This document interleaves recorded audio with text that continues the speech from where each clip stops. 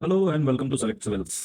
ये आपका डे 5 है of JPSC Sankalp series. Okay. Day 5 है तो आप जानते ही होंगे कि संकल्प सीरीज है क्या, बट तब भी मैं एक बार आपको बता देता हूँ कि संकल्प सीरीज है क्या। इसमें हम क्या कर रहे हैं, जेपीएससी मेंस थ्रू पीवाईक्यू, जो आपका डे 1, 2, 3, 4 है। इसमें सर ने पेपर 3 के पीवाईक्यूज कवर किए हैं। ठीक है, अब ये जो डे 5 है, यहाँ से मैं कंटिन्यू कर रहा हूँ आपका पेपर 4। तो आगे बढ़ने से पहले सबसे पहले हम जानते हैं कि वाई पीवाईक्यूज आर इंपॉर्टेंट। मैं एक बार अपने वैसे भी आपको बता देना चाहता हूँ कि why PYQs are important. PYQs इसीलिए इंपॉर्टेंट हैं, अगर आप 5 साल के पीवाईक्यूज, हालांकि 5 बार ही एग्जाम हुआ है जेपीएससी का, 4 से 5 बार हुआ है, 4 से 5 बार के मेंस के पीवाईक्यू करके जाते हो, तो आपको जो है ना एक फेरी फेरी का आइडिया लग जाता है। फेरी फेरी का आइडिया का मतलब, लेट्स से ये आपका सिलेबस है, तो ये आपका मेंस के क्वेश्चंस पूछने का दायरा है। आप सिलेबस पूरा पढ़ते हो, ठीक है। जब आप सिलेबस पूरा पढ़ लोगे, आफ्टर दैट क्या होता है कि आप मेंस जब पढ़ने लगते हो, जब आपका मेंस के लिए 1 मंथ रहता है, तो आप ये नहीं करोगे ना कि आप पूरी सिलेबस को पढ़ने जाओगे। आप सिर्फ मेंस के सिलेबस को पढ़ोगे, मेंस के दायरे को पढ़ोगे कि थीम क्या है भाई, हमें थीम किस तरीके से पता करनी है, क्या क्या थीम पूछे जाते हैं। जैसे मान लीजिए पेपर 3 में, जैसा कि आपको सर ने बताया, क्योंकि आप पेपर 3 आप देख रहे हैं तो आप उससे वर्स्ड होंगे। पेपर 3 में आपने क्या देखा है, role of Birsa Munda in different different revolts and rebellion against either you can say दीकूज और ब्रिटिशर्स।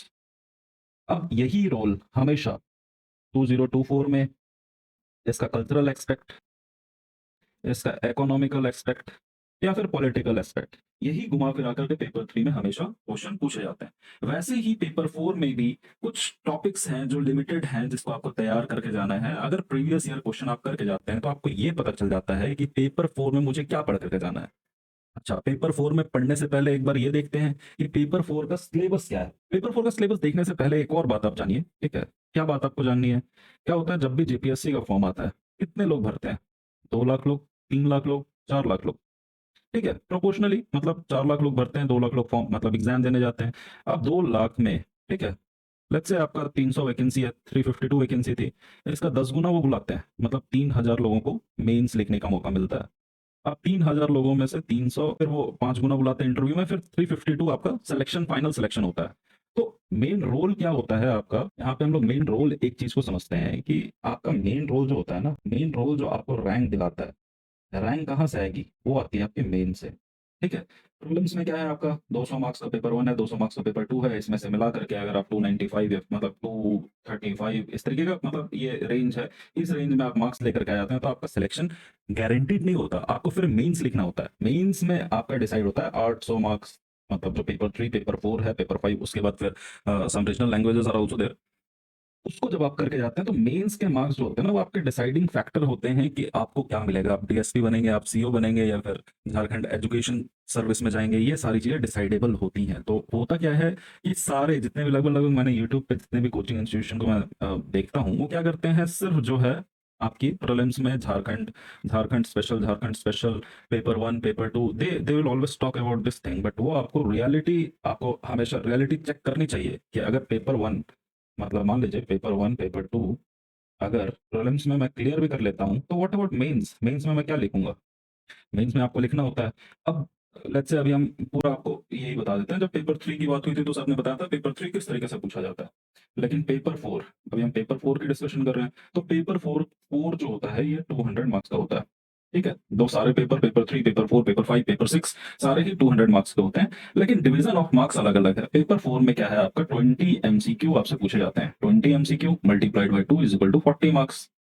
ओके, ये तो आपको एनी हाउ आप प्रैक्टिस कर रहे हो जेपीएससी प्रीलिम्स के लिए, तो आप ये कर जाओगे। बट जो मेजर चंक है 160 मार्क्स, इसमें आपको 8 क्वेश्चन पूछे जाते हैं। ठीक है, सेक्शन बी में। अब इसमें 8 क्वेश्चन आपको नहीं लिखना है, इसमें से आपको चुन करके 4 क्वेश्चन के आंसर करने हैं। ठीक है, 4 क्वेश्चन कितने मार्क्स के होते हैं, 40 मार्क्स के होते हैं। ठीक है, तो ये टोटल हो गए आपके 160 मार्क्स। तो ये टोटल मैंने आपको एक बाइफर्केशन बता दिया कि इस तरीके से मार्क्स की डिस्ट्रीब्यूशन है। अब क्या है कि पेपर 4 हम पढ़ना शुरू किए हैं, तो पेपर 4 में पहला क्वेश्चन भी है कि discuss the administrative and financial relation between union and states in Indian federalism. Though this is the question of Indian constitution and polity. क्या है? इंडियन कॉन्स्टिट्यूशन एंड पॉलिटी का क्वेश्चन है। हिंदी में भी देख लेते हैं, बिकॉज हम हिंदी मीडियम के बच्चों को भी हम पीछे नहीं छोड़ना चाहते हैं। हमने हर चीज बाइलिंगुअल रखी हुई है, ठीक है। तो भारतीय संघवाद में संघ तथा राज्यों राज्यों के मध्य प्रशासनिक एवं वित्तीय संबंधियों की विवेचना कीजिए, ठीक है। ये आपका सवाल है हिंदी मीडियम के लिए। लेकिन ये सवाल उठा कैसे? यह सवाल उठा कैसे, इसके लिए हमको सबसे पहले क्या देखना होगा? सिलेबस देखना होगा इसका, कि हमें पढ़ना क्या है भाई। मतलब आंसर तो हम लिख लेंगे, लेकिन पहले पढ़ के आएंगे। ऐसे हवा हवा में तो नहीं आ जाएगा हमारे पास कि चलो ठीक है, ये क्वेश्चन पूछेगा, ये सवाल पूछेगा। तो एक ये होता है आपका कि सिलेबस ध्यान से देखना है आपको। सिलेबस देखिए, आपका जेपीएससी देखिए, कोई कोचिंग इंस्टीट्यूशन आपको ये नहीं बताएगी कि हमेशा वो बोलेंगे कि हमारे से आया, हमारे से आया। ये सारे बहुत सारे क्लेम्स होते हैं, but the problem is that कि आपका कनेक्टिविटी विद द जेपीएससी दो ही चीजों से है, पहला सिलेबस और दूसरा प्रीवियस ईयर क्वेश्चन।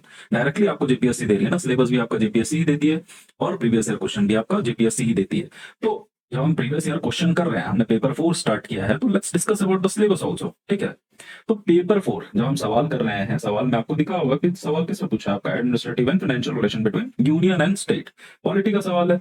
तो इसमें हमको ये पता होना चाहिए, जब हम पेपर 4 का आंसर करने जा रहे हैं, तो इसमें जो सिलेबस है ये आपका Indian constitution, polity, public administration and good governance, ये 4 मेजर टॉपिक्स हैं जिससे हमारे पास सवाल बनेंगे, ठीक है। अब देखिए, इसको हम 2 चंक में तोड़ सकते हैं पढ़ने के हिसाब से, ठीक है। एक तो इंडियन कॉन्स्टिट्यूशन एंड पॉलिटी, ठीक है। Indian constitution and polity generally आप क्या करते हैं, मान लीजिए अगर आप मेंस की तैयारी कर रहे हैं तो आप एम लक्ष्मीकांत पढ़ते हैं इस चीज के लिए holistically. Public administration good governance, ये जो है ये एक अलग से एक पार्ट है जिसके लिए आपको पढ़ना पड़ेगा। पब्लिक एडमिनिस्ट्रेशन गुड गवर्नेंस, ये चीजें आपको अलग से पढ़नी पड़ेंगी। हालांकि हम इसका भी ब्रेकडाउन देख लेते हैं कि इन दोनों में ब्रेकडाउन कैसे हुआ है, क्या क्या टॉपिक्स आपको दिए गए हैं जो आपको पढ़ना है। प्रियम्बल पढ़ना है आपको, ठीक है। Salient features of the Indian constitution पढ़ना है, फंडामेंटल राइट्स पढ़ना है, फंडामेंटल ड्यूटीज पढ़ने हैं, डीपीएससी पढ़ना है आपको, union government executive and legislature, judiciary, state government, ठीक है। सेंटर स्टेट रिलेशन, अभी जो हमने 2024 का पहला सवाल देखा इस पे है। क्या बोल रहा है आपका, discuss the administrative and financial relation between union and state in Indian federalism. ये सवाल कहां से निकल करके आया? ये सवाल आपका यहां से निकल करके आया। क्वेश्चन नंबर 1 जो हम अभी डिस्कस करेंगे कि इसको कैसे लिखना है, ये सवाल आपका सेंटर स्टेट रिलेशन से निकल करके आया।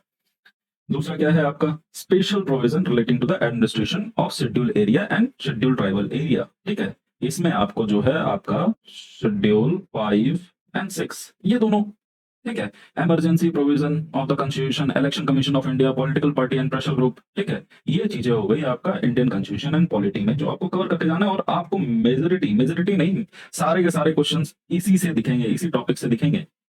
और दूसरा जो है आपका public administration and good governance, इसमें जो टॉपिक्स कवर होते हैं, public administration meaning, scope and significance, public and private administration, union administration, ठीक है, state administration, district administration, personal administration, delegation, bureaucracy, ठीक है।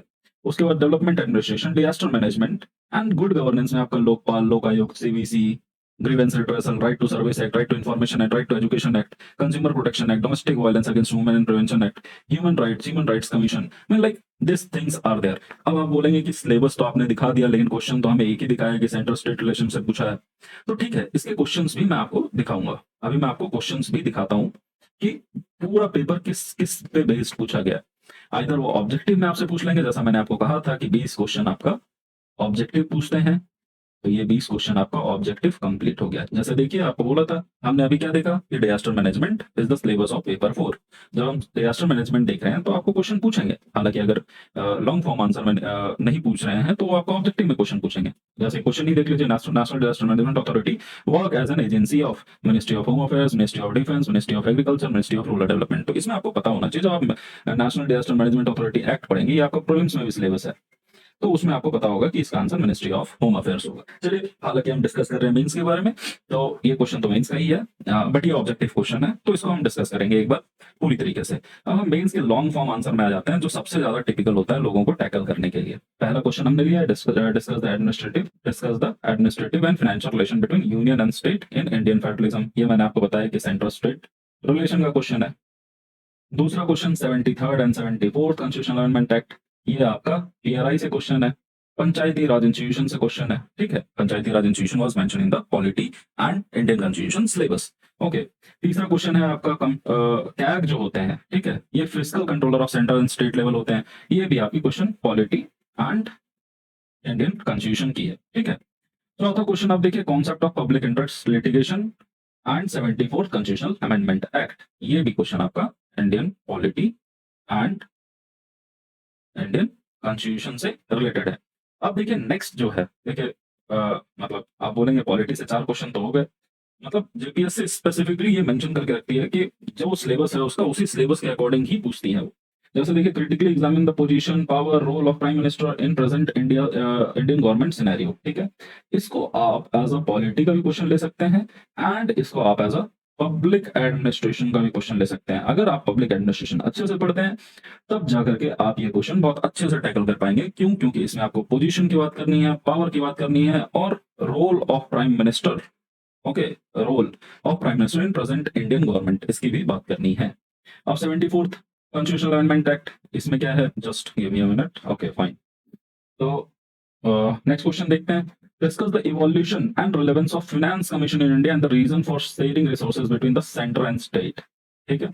अभी जो है आपने देखा होगा 15th finance commission, 16th finance commission, इतना फाइनेंस कमीशन में डिवोल्यूशन होता है। अभी 42% था, 41% होने के बाद 1% जो है अभी जम्मू एंड कश्मीर एंड लद्दाख को दे दिया गया था। तो ये सारी बातें आपको पता होनी चाहिए इन द केस, और ये फाइनेंस कमीशन आपका स्पेसिफिकली सिलेबस में मेंशन्ड है कि फाइनेंस कमीशन के बारे में आपको क्वेश्चन पूछे जाएंगे, ठीक है। नेक्स्ट क्वेश्चन देखिए, critically discuss the success and failure of government effort to prevent and eradicate violence against women in India. देखिए अब ये क्वेश्चन किस चीज का है, ये क्वेश्चन आपका गुड गवर्नेंस का है, ठीक है। इसमें पूछा क्या गया है, critically discuss the success and failure of the government effort to eradicate the violence against women in India. अब इसमें आप जब आप गुड गवर्नेंस पढ़ेंगे तो आप उसमें पढ़ेंगे कि एक शी बॉक्स है, ठीक है। उसके बाद फिर आपका प्रोहिबिशन ऑफ डॉरी एक्ट है, ठीक है। उसके बाद आपका जब निर्भया निर्भया फंड है and so many things are there, if you will study and read आपको पता चल जाएगा कि ये चीजें, और ऐसा नहीं है कि ये आपका इसी ईयर पूछा हुआ है, ठीक है। Eradication of violence against women, ठीक है।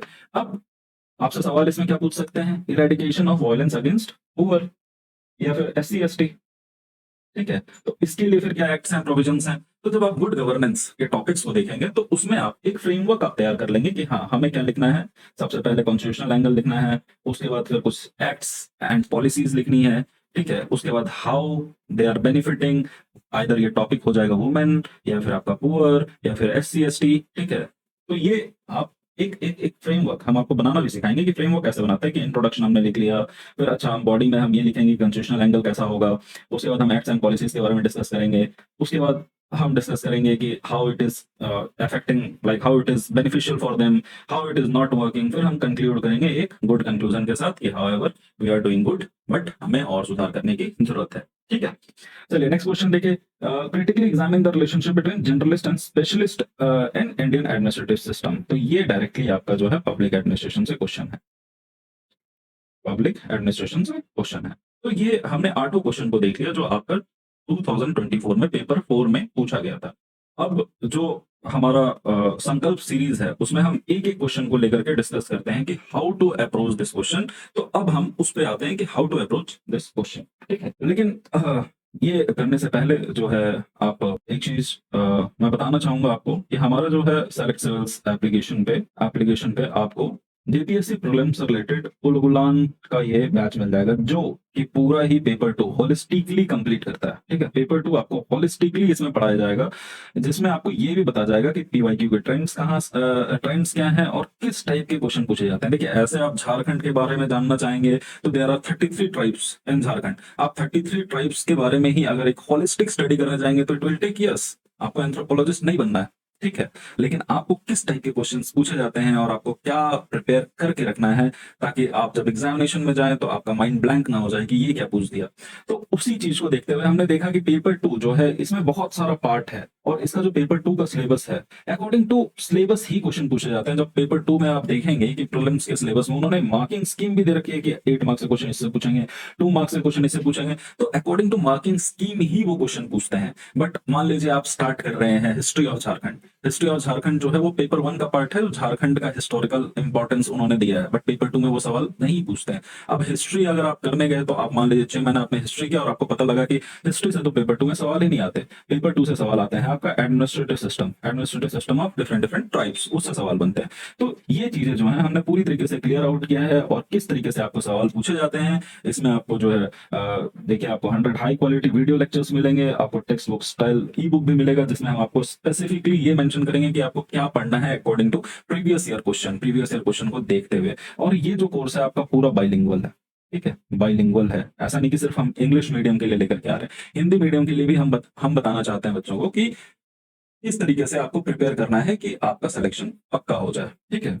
अब देखिए प्रीलिम्स में ही अब पेपर 1 और पेपर 2, ठीक है, पेपर 1 की जब बात आती है तो पेपर 1 आप जो है अगर आप जेपीएससी की तैयारी कर रहे हैं तो पेपर 1 आप एनी हाउ कहीं ना कहीं से पढ़ते हैं। अगर आप वनडे एग्जाम की तैयारी कर रहे हैं तो आप लूसेंट से पढ़े रहते हैं। अगर आप पीसीएस की तैयारी कर रहे हैं तो आप लूसेंट भी पढ़ते हैं एंड सम रेफरेंस बुक्स भी पढ़ते हैं, जैसे एम लक्ष्मीकांत हो गई या फिर माजिद हुसैन हो गई आपकी ज्योग्राफी के लिए, या फिर आप हिस्ट्री के लिए एनसीईआरटीज पढ़ लेते हैं, ज्योग्राफी के लिए भी एनसीईआरटीज आप पढ़ते हैं, या फिर डिफरेंट डिफरेंट सोर्सेस आप फॉलो करते हैं। But the problem is that कि अगर आप वो डिफरेंट डिफरेंट सोर्सेस फॉलो कर रहे हैं तो वहां पे होता क्या है कि आप पढ़ तो लेते हैं लेकिन जेपीएससी का पैटर्न जो प्रीवियस ईयर क्वेश्चन का पैटर्न है, प्रीवियस ईयर क्वेश्चन को देख करके पैटर्न समझना थोड़ा सा मुश्किल हो जाता है। तो इसीलिए हमने ये सोचा है कि आपको हम एक ऐसा टेस्ट सीरीज बना करके दें जो कि उसी पैटर्न के आधारित आप टेस्ट देना स्टार्ट करें। जब आप टेस्ट देना स्टार्ट करेंगे उसी पैटर्न पे तो आपको रियलाइज होगा कि जो मैंने पढ़ा वो इफेक्टिव है कि नहीं है। एग्जाम में जब मैं जाकर के बैठूंगा या बैठूंगी तो वो मेरे लिए इफेक्टिव हो पाएगा या नहीं हो पाएगा, ठीक है। तो हम क्या करते हैं नेक्स्ट जो है, ये आपका पेपर 1 के लिए हमने टेस्ट सीरीज डिजाइन किया है and for the same thing paper 2 के लिए भी हमने टेस्ट सीरीज डिजाइन किया है on the basis of PYQ itself, ठीक है।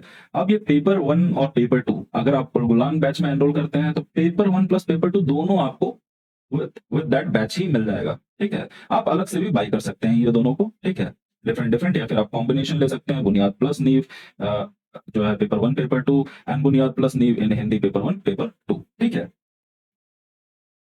नेक्स्ट जो है आपका देखिए मेंस के लिए, अभी हम मेंस की बात कर रहे हैं, ये डे 5 है आपका जिसमें हम प्रीवियस ईयर क्वेश्चन कर रहे हैं। बट देखिए प्रीवियस ईयर क्वेश्चन तो हम आपको करवा देंगे लेकिन आप जब लिखेंगे तो आपको इवेल्युएट कौन करेगा, आपको मेंटर कौन करेगा, और इसके लिए काफी ज्यादा रिसोर्सेस लगती हैं कोचिंग इंस्टीट्यूशन की। तो दैट्स वाई जो है हमने जेपीएससी मेंस को भी ध्यान में रखते हुए हमने 3 टाइप के कोर्सेज लॉन्च किए हैं। एक तो हमने मंथन लॉन्च किया। मंथन उन लोगों के लिए है जो पहले से एग्जाम्स दे चुके हैं, उनको एक आइडिया है कि हमें किस तरीके से लिखना है, कैसे करना है, कैसे अप्रोच करना है, तो उन्हें आइडिया है तो वो ये ले सकते हैं जिसमें आपका जो है आपके 40 टेस्ट, ठीक है, 40 टेस्ट आपको मिल जाएंगे। आफ्टर दैट लाइक आपको जो है एक मॉडल आंसर मिल जाएगा प्लस आपका कॉपी वैल्यूएशन। और कॉपी वैल्यूएशन का हमने बहुत अच्छा मेथड बना रखा है कि आप जैसे ही आपने आंसर लिखा, आपने आंसर अपलोड किया, कॉपी इवैल्यूएशन होकर के आपको 2 दिन के अंदर मिल जाएगी। और उस कॉपी से रिलेटेड अगर आपको कोई डाउट है कि मुझे इसमें मार्किंग स्कीम में क्यों कम मार्क्स मिले, या फिर आपको फीडबैक में कोई डाउट है, तो you can directly call to us on this number that की 7992290065 एंड इन एप्लीकेशन ऑल्सो आपके एप्लीकेशन में भी आप क्वेरी रेस कर सकते हैं। आपको विद इन 2 आवर्स और 3 आवर्स हम कोशिश करेंगे कि आपको उसका रिप्लाई कर दे। नेक्स्ट है आपका संवाद। अब संवाद उन लोगों के लिए है जो कि ये तो जानते हैं कि लिखना आता है उन्हें, बट प्रॉब्लम क्या है वहां पे कि कैसे लिखना है, किस तरीके से अप्रोच करना है, उन्हें किसी की हेल्प चाहिए, वीडियो हेल्प चाहिए। तो इसमें क्या है कि आपका 40 टेस्ट के आपके वीडियो एक्सप्लेनेशन भी मिलेंगे जिसमें आपको ये पूरा होलिस्टिकली समझाया जाएगा कि आप किसी क्वेश्चन को किस तरीके से अप्रोच कर सकते हैं, कैसे सोच सकते हैं, ठीक है। और लास्ट में हमारे पास संपूर्ण है जो कि टोटली बिगनर्स के लिए है, ठीक है। अगर आप बिगनर हैं, आप कुछ नहीं जानते हैं आंसर राइटिंग के बारे में और आप चाहते हैं कि जो है मेरा आंसर राइटिंग जो है स्ट्रांग हो जाए जेपीएससी के प्रीलिम्स से पहले, और मेंस में जब मुझे 2 महीने का टाइम मिले तो मैं मतलब उस टाइम में मैं अच्छे से और प्रिपेयर कर सकूं, तो उनके लिए जो है संपूर्ण है जिसमें आपका 1-to-1 मेंटरशिप भी है, वीडियो लेक्चर्स भी हैं, आपके मॉडल आंसर्स भी हैं और आपको इवेल्युएशन भी मिलेगा, ठीक है। चलिए ये तो मुझे ये बताना जरूरी था बिकॉज आई थिंक ये बहुत ज़्यादा हेल्पफुल होगा। और मान लीजिए मतलब ठीक है, किसी एक इंस्टीट्यूशन को चलने के लिए रिसोर्स की तो ज़रूरत होती है कि उन्हें रिसोर्सेज चाहिए होते हैं, that's why there is a fees for that. Okay, but लेकिन अगर अगर आप आर्थिक रूप से मजबूत नहीं हैं या फिर आपके साथ कोई प्रॉब्लम है, तो आप हमें कॉल कर सकते हैं इस नंबर पर। हम आपकी पूरी हेल्प करने की कोशिश करेंगे कि आपको आप जेपीएससी के लिए अच्छे से प्रिपेयर कर सकें। ये हमारा नंबर है 7992290065। आप इस पे कॉल करिए, हमें बताइए कि आपके साथ क्या प्रॉब्लम है, या फिर आपको कोर्स लेने में कोई प्रॉब्लम आ रही है, आपको कोई डाउट है कि ये कोर्स लें कि नहीं लें। इसके रिगार्डिंग भी आप हमें कॉल करके बता सकते हैं।